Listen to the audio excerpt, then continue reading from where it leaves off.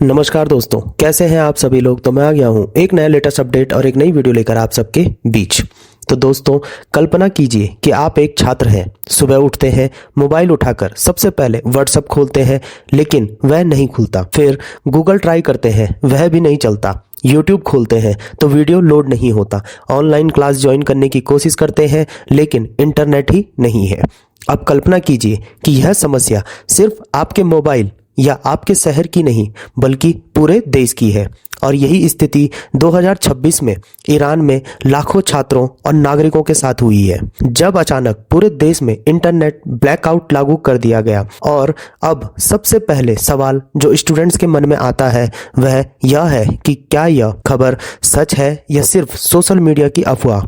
तो इसका सीधा और साफ जवाब है कि हाँ, यह खबर पूरी तरह सच है, वेरीफाइड है और international media, global internet monitoring agency और ह्यूमन राइट ऑर्गेनाइजेशंस द्वारा कंफर्म की गई है। ईरान सरकार ने बड़े पैमाने पर हो रहे विरोध प्रदर्शन के बीच पूरे देश में मोबाइल इंटरनेट, ब्रॉडबैंड सर्विस और ग्लोबल इंटरनेट एक्सेस को पूरी तरह बंद कर दिया, ताकि लोग आपस में कम्युनिकेट ना कर सके और प्रोटेस्ट से जुड़ी जानकारी देश के बाहर ना जा सके। इंटरनेट ब्लैकआउट का मतलब होता है कि सरकार जानबूझकर डिजिटल कम्युनिकेशन को रोक देती है, जिसमें social media platform, search engine, video calling service, online education platforms, digital payment और कई बार एसएमएस और कॉलिंग तक शामिल होते हैं। और ईरान के मामले में यह शटडाउन इतना सख्त था कि WhatsApp, Instagram, Telegram, YouTube, Google, international news websites और फॉरेन यूनिवर्सिटी पोर्टल्स तक एक्सेस बंद हो गए, जिसमें लगभग 8 से 9 करोड़ लोग डिजिटल दुनिया से कट गए। यह ब्लैकआउट तब लगाया गया जब ईरान में महंगाई, बेरोजगारी, महिलाओं के अधिकारों, सख्त कानूनों, राजनीतिक स्वतंत्रता की कमी और सरकार की नीतियों के खिलाफ बड़े पैमाने पर विरोध प्रदर्शन शुरू हुए। शुरुआत में ये प्रोटेस्ट छोटे स्तर पे थे, लेकिन जैसे ही लोगों ने सोशल मीडिया पर वीडियोस, फोटोज और लाइव अपडेट्स डालना शुरू किया, यह आंदोलन तेजी से फैलने लगा और पूरी दुनिया की नज़र ईरान पर जाने लगी। यही वह मोड़ था जहां सरकार को सबसे बड़ा खतरा महसूस हुआ, क्योंकि आज की दुनिया में असली ताकत हथियारों या सेना में नहीं, बल्कि इंफॉर्मेशन और नैरेटिव कंट्रोल में होती है। सरकार का आधिकारिक तर्क यह था कि इंटरनेट बंद करना नेशनल सिक्योरिटी और लॉ एंड ऑर्डर बनाए रखने के लिए जरूरी है, लेकिन इंटरनेशनल ऑब्जर्वर्स और ह्यूमन राइट्स ग्रुप्स का मानना है कि असली उद्देश्य लोगों की आवाज़ दबाना, प्रोटेस्ट कोऑर्डिनेशन तोड़ना और ग्राउंड रियलिटी को दुनिया से छिपाना था। इस इंटरनेट ब्लैकआउट का असर सिर्फ राजनीति या प्रोटेस्ट तक सीमित नहीं रहा, बल्कि इसका सबसे गहरा और लंबा असर छात्रों पर पड़ा, क्योंकि आज का स्टूडेंट्स पूरी तरह डिजिटल इकोसिस्टम पर डिपेंड करता है।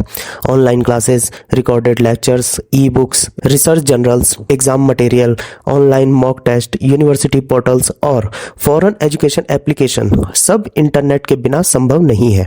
लेकिन ब्लैकआउट लगते ही ऑनलाइन क्लासेस रुक गई, यूनिवर्सिटीज का एकेडमिक कैलेंडर डिस्टर्ब हो गया, एग्जाम पोस्टपोन हुए, रिसर्च स्कॉलर्स अपने सुपरवाइजर्स और इंटरनेशनल जर्नल से संपर्क नहीं कर पाए, मेडिकल और इंजीनियरिंग स्टूडेंट्स की ऑनलाइन ट्रेनिंग रुक गई और लाखों छात्रों का एकेडमिक फ्यूचर अनसर्टेनिटी में चला गया। यह घटना यह साबित करती है कि 21वीं सदी में इंटरनेट सिर्फ इंटरटेनमेंट या लग्जरी नहीं, बल्कि एजुकेशन का बैकबोन बन चुका है। एग्जाम्स के पॉइंट ऑफ व्यू से देखें तो यह टॉपिक बेहद महत्वपूर्ण है, क्योंकि यह सीधे polity, freedom of speech and expression, human right, international relation, internal security, digital governance और डेमोक्रेसी से जुड़ा हुआ है। यूपीएससी, स्टेट पीसीएस, एसएससी और यूनिवर्सिटी लेवल एग्जाम में इससे जुड़े सवाल पूछे जा सकते हैं कि क्या इंटरनेट तक पहुंच एक मौलिक अधिकार है? नेशनल सिक्योरिटी और सिविल लिबर्टी के बीच संतुलन कैसे बनाया जाए? डेमोक्रेटिक सिस्टम में क्या अंतर है? सोशल मीडिया की रोल प्रोटेस्ट और मोमेंट्स में क्या होती है?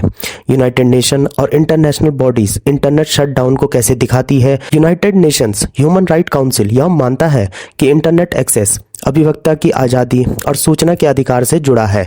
इसीलिए जब कोई सरकार पूरे देश में इंटरनेट बंद करती है तो वह केवल नेटवर्क बंद नहीं करती, बल्कि लोगों की आवाज़, शिक्षा, रोजगार और भविष्य पर भी असर डालती है। यह समझना भी जरूरी है कि ईरान अकेला देश नहीं है जहां इंटरनेट शटडाउन हुआ है।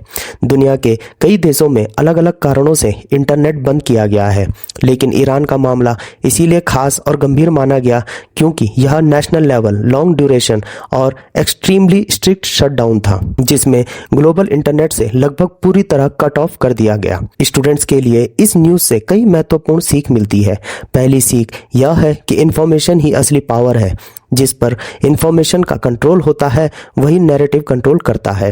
दूसरी सीख यह है कि डेमोक्रेसी सिर्फ चुनाव कराने का नाम नहीं, बल्कि ट्रांसपेरेंसी, अकाउंटेबिलिटी और फ्रीडम ऑफ एक्सप्रेशन भी उतनी ही जरूरी होती है।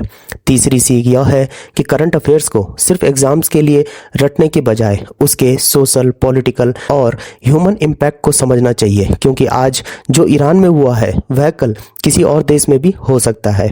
आने वाले समय में एक्सपर्ट्स का मानना है कि इंटरनेट शटडाउन एक बड़ा ग्लोबल इशू बनेगा।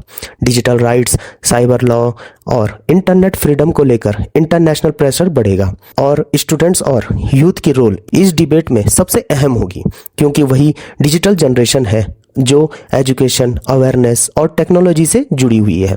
अंत में यही कहा जा सकता है कि ईरान इंटरनेट ब्लैकआउट सिर्फ एक फॉरेन करंट अफेयर्स नहीं, बल्कि 21वीं सदी के छात्रों के लिए चेतावनी है कि अगर इंफॉर्मेशन पर कंट्रोल हो गया तो एजुकेशन, फ्रीडम और फ्यूचर तीनों खतरे में पड़ सकते हैं। इसीलिए एक जागरूक छात्र वही होता है जो न्यूज़ को सिर्फ सुनता या पढ़ता नहीं, बल्कि उसके पीछे की राजनीति, उसका असर और उससे मिलने वाली सीख को भी गहराई से समझता है। तो दोस्तों, आप लोगों को क्या लगता है? कमेंट बॉक्स में अपनी राय जरूर दें। तो दोस्तों, आज के लिए इतना ही। मिलता हूं मैं दोबारा एक नई लेटेस्ट अपडेट और एक नई वीडियो के साथ। तब तक जुड़े रहिए। धन्यवाद। जय हिंद, जय भारत।